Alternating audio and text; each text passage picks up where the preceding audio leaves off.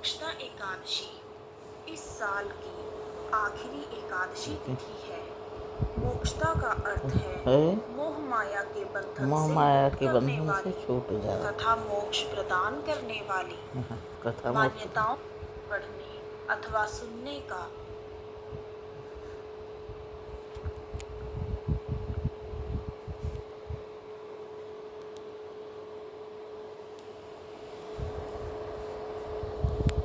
पढ़ने अथवा सुनने का विशेष महत्व है। एकादशी तिथि श्री हरि विष्णु भगवान जी को अत्यंत प्रिय है।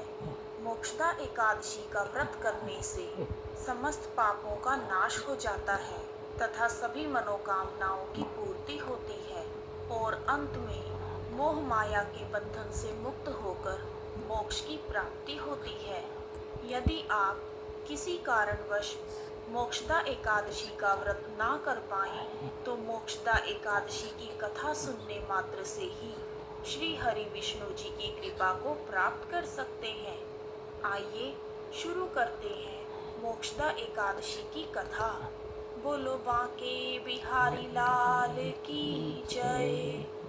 द्वापर युग में एक बार भगवान श्री कृष्ण पांडु पुत्र युधिष्ठिर को वर्ष भर में आने वाली सभी एकादशी तिथियों के नाम तथा उनकी विशेषता का वर्णन कर रहे थे।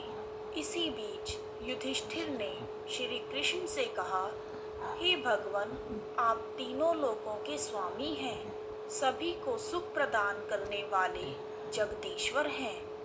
मैं आपको नमस्कार करता हूँ। हे देव, आप सबके हितैषी हैं, अतः कृपा करके मुझे बताएं कि मार्गशीर्ष अघन मास की शुक्ल पक्ष की एकादशी का क्या नाम है। इस दिन किस देवता का पूजन किया जाता है और इसकी क्या विधि है। भक्त वत्सल भगवान श्री कृष्ण मुस्कुराकर कहने लगे, हे धर्मराज, आपने बड़ा ही उत्तम प्रश्न किया है। इस प्रश्न का उत्तर सुनने मात्र से ही तुम्हारा यश पूरे संसार में फैलेगा।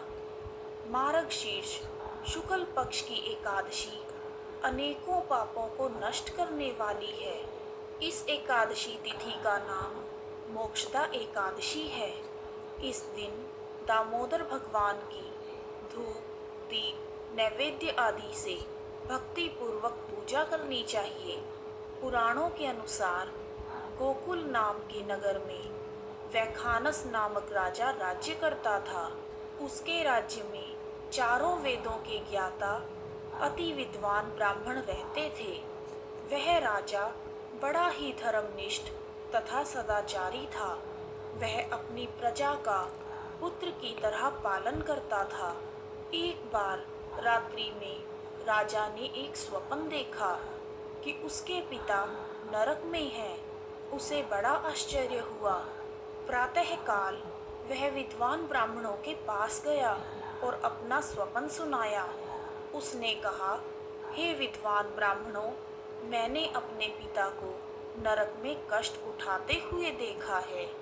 उन्होंने मुझे कहा है कि हे पुत्र, मैं नरक में हूँ, यहाँ से मुझे मुक्त कराओ। जब से मैंने अपने पिता के यह वचन सुने हैं, तब से मैं बहुत बेचैन हूँ। मेरा मन किसी भी काम में नहीं लग रहा। मुझे राज्य, धन, पुत्र, स्त्री, हाथी, घोड़े आदि किसी में भी कोई सुख नहीं मिल रहा। आप ही बताएं मैं क्या करूं। हे ब्राह्मण देवताओं, इस दुख के कारण मेरा सारा शरीर जल रहा है। आप कृपा करके कोई ऐसा उपाय बताएं जिससे मेरे पिता को मुक्ति मिल जाए। उस पुत्र का जीवन व्यर्थ है जो अपने माता पिता का उद्धार ना कर सके। एक उत्तम पुत्र वही है जो अपने माता पिता तथा पूर्वजों का उद्धार करता है। जैसे एक चंद्रमा सारे जगत को प्रकाशित कर देता है, परंतु हजारों तारे नहीं कर पाते। तब ब्राह्मणों ने कहा, हे राजन, यहाँ पास में ही भूत, भविष्य तथा वर्तमान के ज्ञाता पर्वत ऋषि का आश्रम है। वह आपकी समस्या का हल अवश्य करेंगे। ऐसा सुनकर राजा व खानस पर्वत मुनि के आश्रम पर गया। उस आश्रम में अनेक शांत चित्त योगी और मुनि तपस्या कर रहे थे।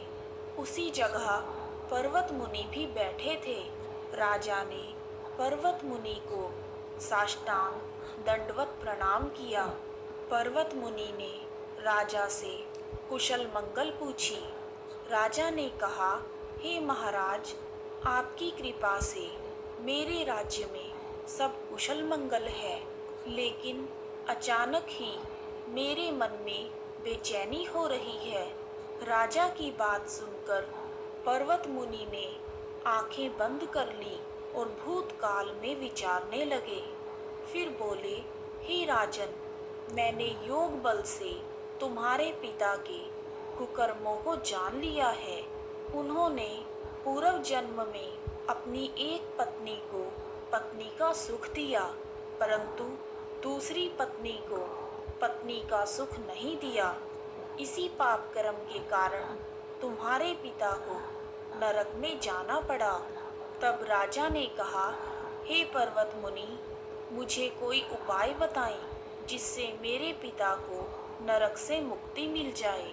तब पर्वत मुनि बोले, हे राजन, आप मार्गशीर्ष अघन मास की शुक्ल पक्ष की एकादशी का उपवास करें और उस व्रत का पुण्य अपने पिता को अर्पण कर दें, जिसके प्रभाव से आपके पिता को अवश्य ही नरक से मुक्ति मिल जाएगी। पर्वत मुनि के यह वचन सुनकर राजा महल में आ गया और मुनि के कहे अनुसार परिवार सहित मोक्षदा एकादशी का व्रत किया। इस व्रत का पुण्य उन्होंने अपने पिता को अर्पण कर दिया, जिसके प्रभाव से राजा के पिता को मुक्ति मिल गई और स्वर्ग में जाते हुए उन्होंने राजा से कहा,